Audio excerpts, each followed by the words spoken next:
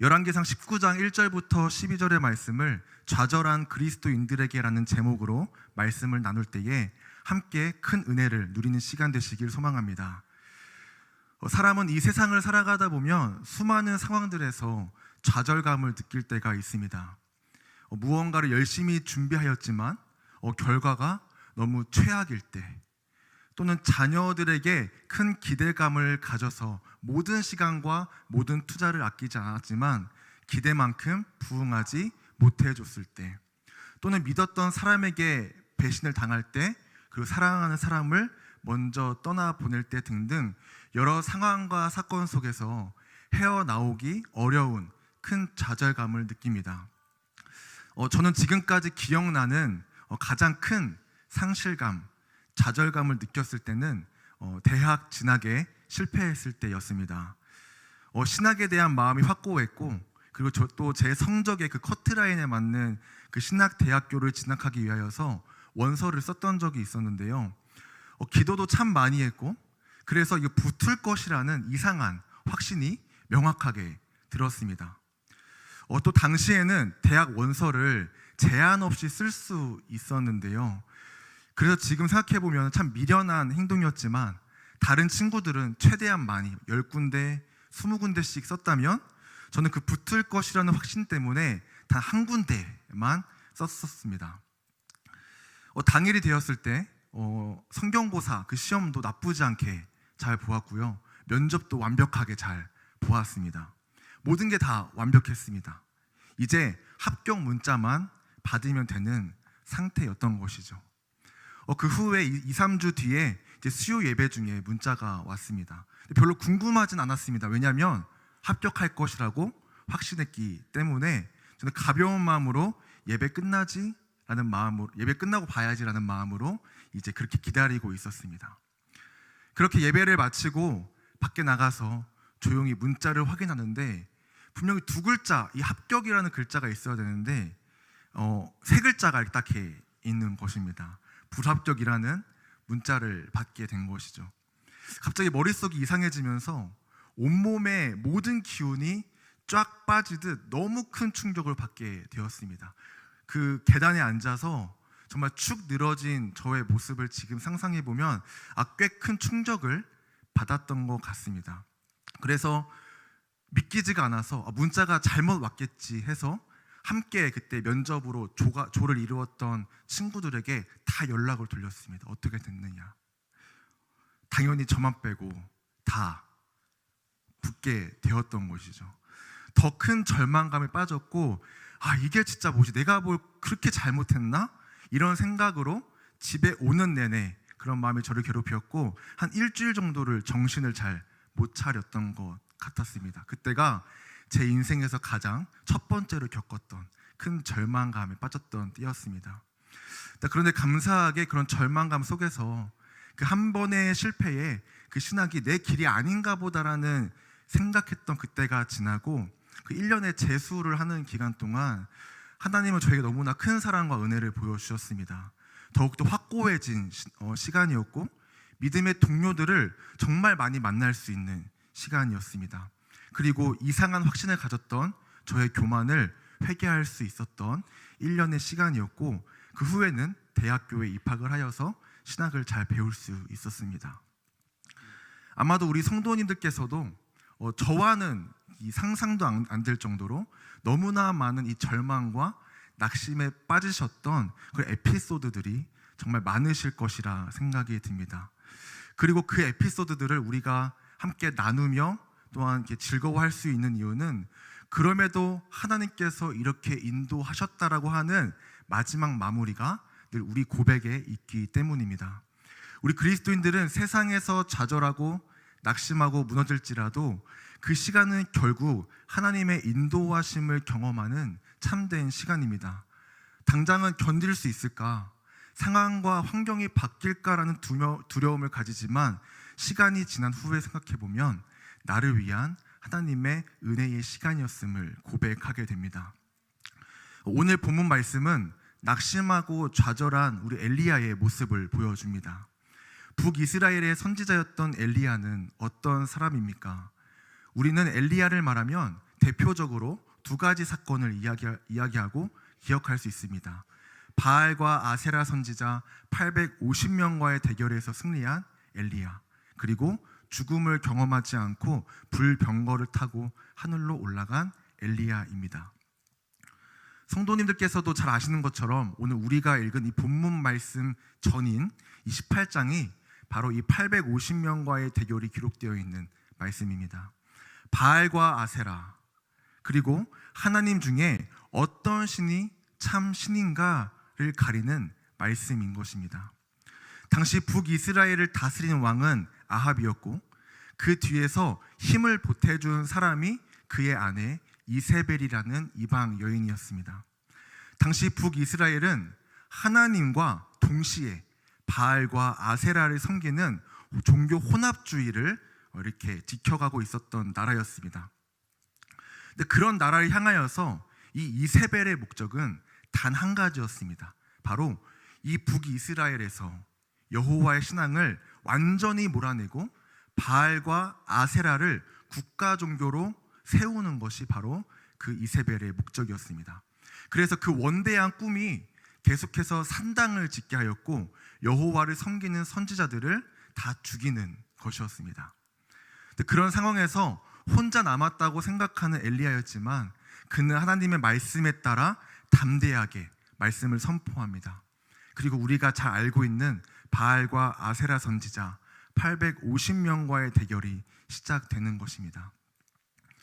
이 싸움은 인간적으로 봤을 때는 아주 위대한 싸움일 것입니다. 왜냐하면 한 사람이 850명의 사람을 상대로 어떻게 저렇게 담대하게 싸움을 신청할 수 있는가? 엘리야는 보통 사람이 아니구나 라고 생각할 수 있을 것입니다.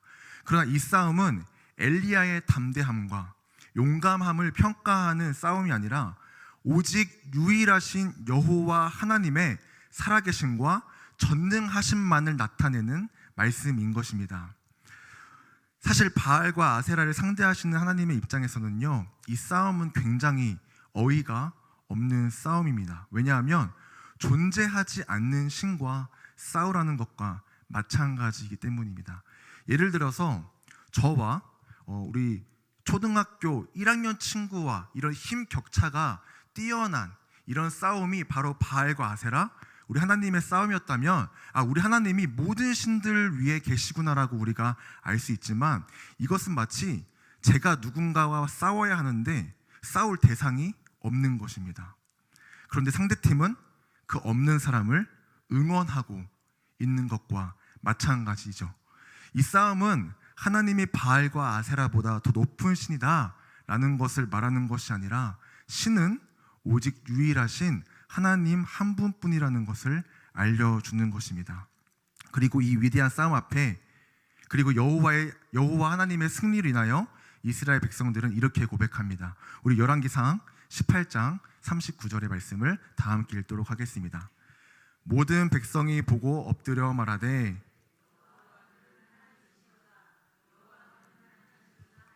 아멘. 그 자리에 있던 모든 이스라엘 백성들이 하나님만이 살아계신 유일하신 하나님이시구나, 우리 이스라엘 하나님이 바로 전능하신 분이시구나 라는 것을 깨닫게 되었다라는 것입니다. 하나님 편에서 담대하게 이 모든 일을 행했던 엘리야의 기분이 좀 어땠을까요? 성경에 그의 감정이 기록이 되어 있지 않지만 상상해 본다면 꽤나 어깨가 쫙 펴졌을 것이고 자신감이 생겼을 것입니다. 아마 여러 부분에 있어서 담대함이 더 생겨서 이 선지자 사역을 잘 감당할 수 있을 것이라는 확신도 들었을 것입니다. 그러나 그런 상황에서 오늘 본문의 말씀은 엘리야가 왜 이렇게 절망하는가, 왜 좌절하는가, 왜 낙심하는가라는 질문을 가지게 합니다. 이 위대한 싸움은 바알과 아세라의 선지자 850명만을 두려워 떨게 한 것이 아닙니다. 아합, 그리고 바알과 아세라를 국교로 만들려 했던 이세벨에게 너희가 믿는 신은 틀렸다라는 것을 명확하게 보여주는 사건인 것이고, 엘리야가 믿는 하나님만이 유일한 신이시다 라는 것을 동시에 알려주는 사건인 것입니다. 그 하나님이 늘 엘리야와 함께 하심을 명확하게 해주는 사건인 것입니다. 그런데 왜 오늘 본문에서의 엘리야는 하나님께 죽기를 감청하며 패배감에 빠져 있는 듯한 모습을 보여주는 것일까요? 우리 말씀을 통해 보려고 하는데요, 오늘 본문은 엘리야를 죽이겠다는 이세벨의 다짐으로 말씀을 시작합니다. 우리 함께 1절부터 2절을 읽도록 하겠습니다. 아합이 엘리야가 행한 모든 일과 그가 어떻게 모든 선지자를 칼로 죽였는지를 이세벨에게 말하니, 이세벨이 사신을 엘리야에게 보내어 이르되, 내가 내일 이맘때에는 반드시 내 생명을 저 사람들 중 한 사람의 생명과 같게 하리라. 그렇지 아니하냐면 신들이 내게 벌 위에 벌을 내림이 마땅하니라 한지라. 아멘. 이세벨은 자신이 섬기는 이 바알과 아세라를 부끄럽게 한 엘리야를 죽이기로 결심합니다. 그런데 분명 엘리야는 이 850명이나 되는 이방신의 선지자들에게 위협받지 않았습니다. 오히려 더욱 담대해졌습니다. 그러나 생명을 위협하는 한 여인에게는 두려움을 느꼈다라는 것입니다. 우리가 이세벨이 어떤 사람인가에 대해서 한번 알아볼 필요가 있는데요, 이세벨은 단순히 아합과 결혼한 일반적인 이방 여인이 아니었습니다. 아합에게는 없는 그 악함, 표독함이 있었고 얍삽 발음이 있었습니다. 우리 성경에 기록된 이 아합의 이미지는 왕이지만 멘탈이 굉장히 약해서 이세벨에게 의지하는 모습을 많이 보여줍니다. 우리가 방금 읽었던 이 1절과 2절 말씀에서도 엘리야를 죽이겠다고 선포한 사람은 아합입니다. 근데 이세벨이 그 선포를 하고 있는 것입니다. 특별히 21장 이 나봇의 포도원의 이야기에서 이 이세벨의 성격이 도드라지게 보여지는데요, 나봇이 아합이 나봇에게 포도원을 달라 했을 때 그것을 거절합니다.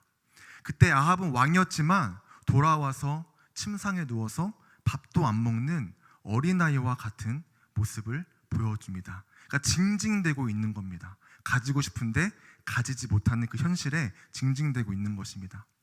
그러나 나봇의 포도원을 준 사람은 누구입니까? 바로 이세벨입니다. 나쁜 꾀를 부려서 그 표독함으로 나봇을 죽이고 그 포도원을 아합에게 줍니다. 아합의 행동은 어땠을까요? 좋다고 즐거워합니다. 아마 침상에 나와서 밥을 잘 먹었을 것 같습니다. 아합에게 없는 이런 악한 것들이 이세벨에게 있는 이유는 적어도 아합은 이스라엘 사람이었기 때문에 율법에 대한 자각은 있었습니다. 나봇의 포도원을 가지고 싶었지만 조상의 유산을 주는 것을 하나님께서 금지하셨기 때문에 가질 수 없다라는 것을 인정한 것이고, 하나님의 선지자는 하나님이 세우신 사람이기 때문에 막 대할 수 없었던 것을 알고 있었던 것입니다. 그러나 이세벨은 이방 사람입니다. 율법을 지킬 의무가 없는 사람인 것입니다. 그래서 아합이 하지 못하는 영역, 그 조상의 땅을 빼앗거나 오늘 말씀처럼 하나님의 선지자를 죽이는 것에 꺼리낌이 전혀 없는 것입니다. 그래서 이 850명이나 되는 이방신의 선지자들조차도 엘리야를 위협하지 못하였지만 많은 선지자를 실제로 죽인 이 한 여인의 생명을 위협하는 문제로 인하여 엘리야는 죽음의 위기에 놓이게 된 것이고, 그래서 급하게 도망을 간 것입니다. 도망간 엘리야는 하나님께 이렇게 말합니다. 우리 4절 함께 읽도록 하겠습니다. 자기 자신은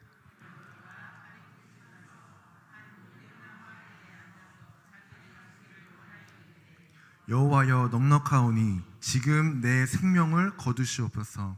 나는 내 조상들보다 낫지 못하나이다 하고. 아멘. 도망친 엘리야가 하나님께 요청한 것은 살려주십시오. 저에게 다시 한번 담대함을 주십시오. 다시 한번 저 이스라엘과 이세벨에게 하나님의 능력을 보여주십시오. 도 아닌 죽여주십시오. 저의 생명을 거두어 주십시오라고 기도합니다.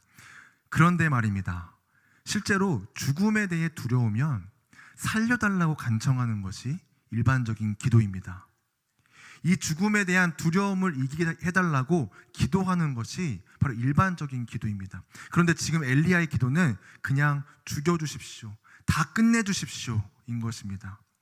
이것은 죽음을 두려워해서도 있겠지만 그보다 더 큰 실망감을 준 어떠한 환경 때문에 일어난 좌절과 낙담한 상태, 즉 자포자기의 상태가 된 것입니다. 과연 무엇이 엘리야를 실망하게 한 것일까요? 과연 무엇이 엘리야로 하여금 모든 것을 포기할 만큼 좌절감을 준 것일까요? 함께 읽었던 우리 10절과 우리 읽지는 않았지만 우리 14절의 말씀을 함께 읽도록 하겠습니다.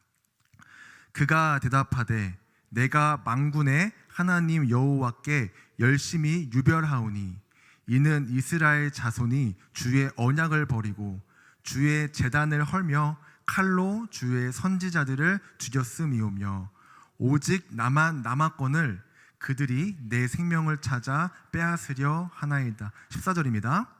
그가 대답하되 내가 만군의 하나님 여호와께 열심히 유별하오니 이는 이스라엘 자손이 주의 언약을 버리고 주의 제단을 헐며 칼로 주의 선지자들을 죽였음이오며 오직 나만 남았거늘 그들이 내 생명을 찾아 빼앗으려 하나이다. 아멘.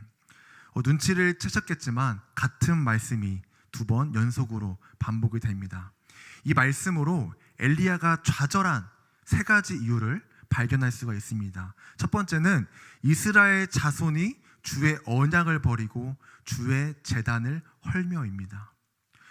분명 850대 1의 승부를 통해서 하나님의 전능하심을 보여주었고, 그래서 이스라엘 백성들은 18장 39절에서처럼 여호와 그는 하나님이시로다, 여호와 그는 하나님이시로다 라고 하며 고백하며 하나님께 돌아올 것처럼 보였지만 여전히 그들은 바알과 아세라를 섬기며 하나님을 떠나 있는 상태라는 것입니다.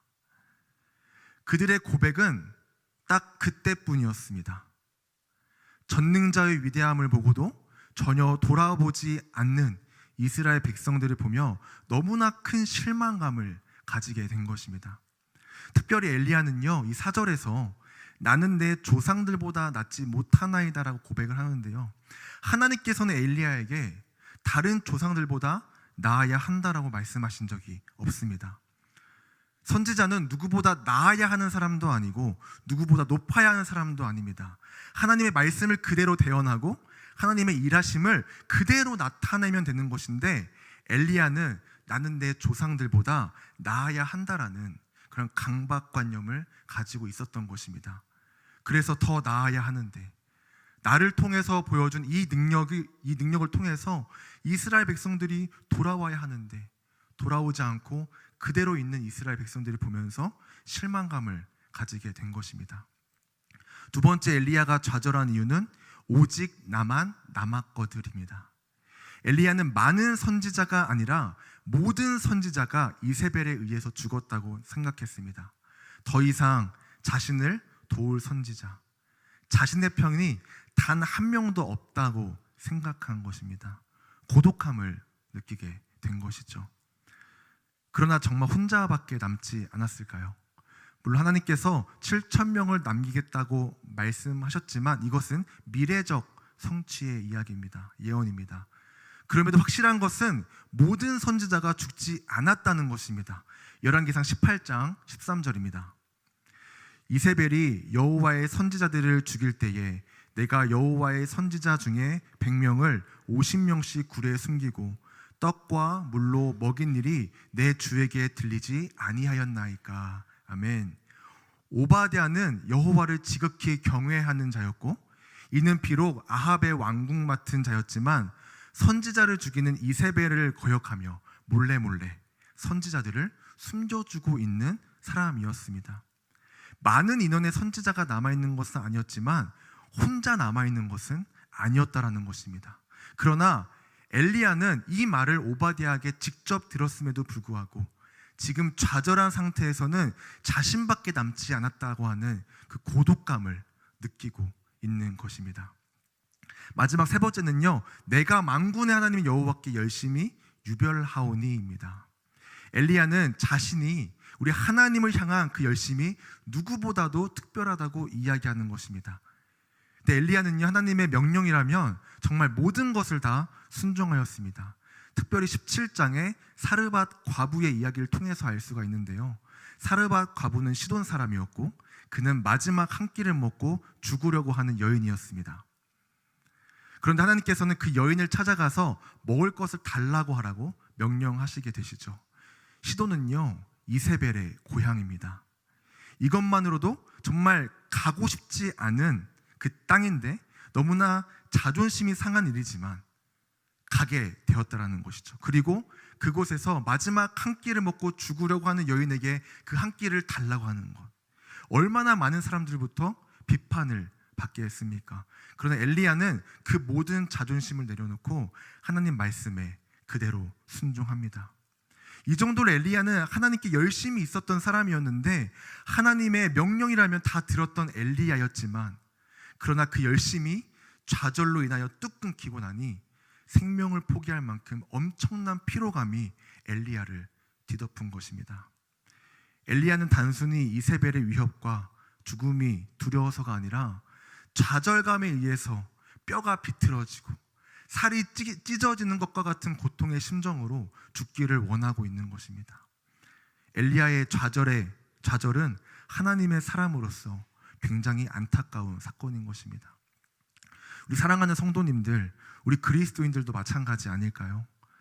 내가 신앙에 정말 열심히 있어서 기도도 다른 사람보다 더 열심히 몇 배 시간을 더 많이 들여서 기도하고, 교회를 사랑하여서 더 열심히 섬기고, 예배도 더 잘 드리는데 여전히 바뀌지 않는 환경들이 있습니다. 기도하고 나면 속이 조금 후련해지고 동시에 오는 마음이 조금은 바뀌지 않을까? 조금 나의 이 어려움들이 조금은 변화되지 않을까라는 기대감을 완전히 묵살하는 것처럼 오히려 더 고난이 심해지고 더 고통스러워지는 상황들에 의해서 우리 그리스도인들은 힘을 달라고 기도할 힘조차 사라지는, 그저 가만히 눈물만 흘리면서 무슨 말을 해도 무슨 기도를 해도 전혀 회복되지 못하는 그런 상황들을 겪게 됩니다.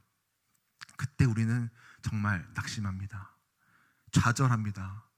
모든 것을 포기하고 싶을 정도로 정말 하나님이 살아계시나? 하나님이 살아계시다면 왜 나한테 이러한 고난을 주시나? 이런 좌절을 경험할 때가 종종 있습니다. 그러나 사랑하는 성도님들, 우리 하나님은 그런 우리를 절대로 내버려 두지 않으십니다. 그런 상황에 빠져 있는 우리를 절대로 고아와 같이 내버려 두지 않으신다라는 것입니다. 무기력해져 있는 엘리야에게, 모든 것을 포기하고 죽기를 바라는 엘리야에게 하나님께서는 다시 힘을 주십니다. 우리 본문 말씀 5절부터 7절 말씀을 함께 읽겠습니다. 로뎀 나무 아래에 누워 자더니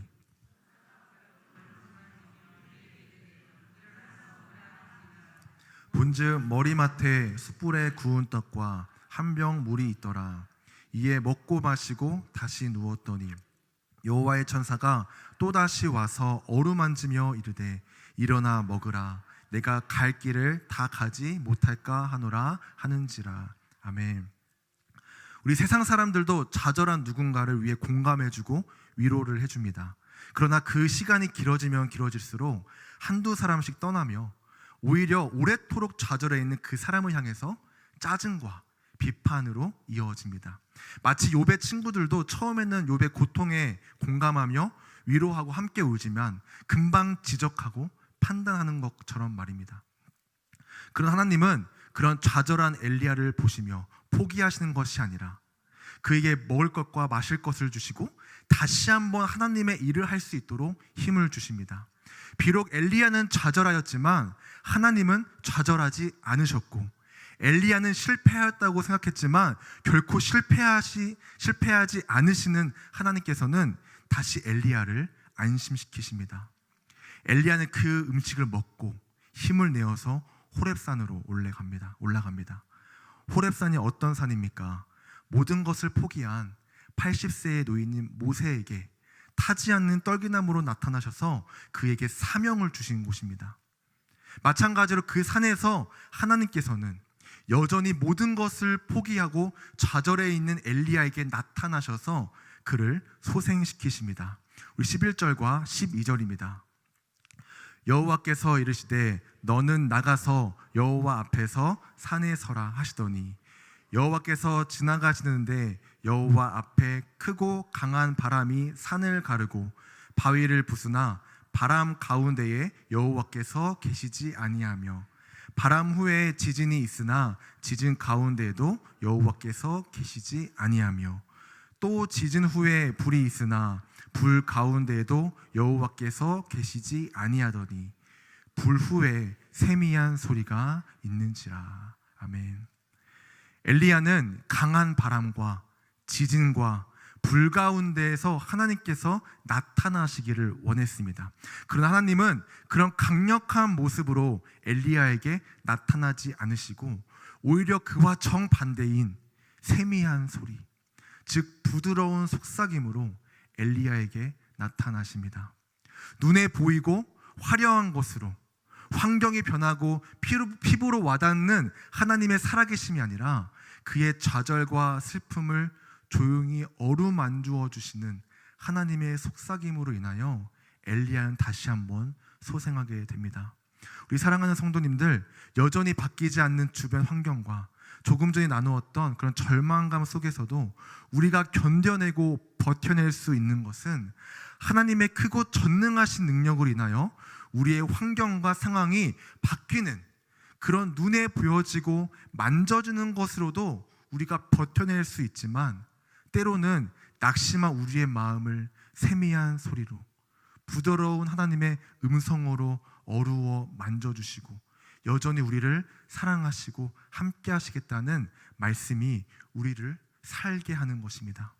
우리를 포기치 않으시고 다시 한번 그리스도인으로서 그 사명감을 감당하게 해주셔서 복음을 전하는 사람으로 세워주신다는 것은 그 어떤 것과 비교할 수 없는 하나님의 크신 사랑이신 것입니다.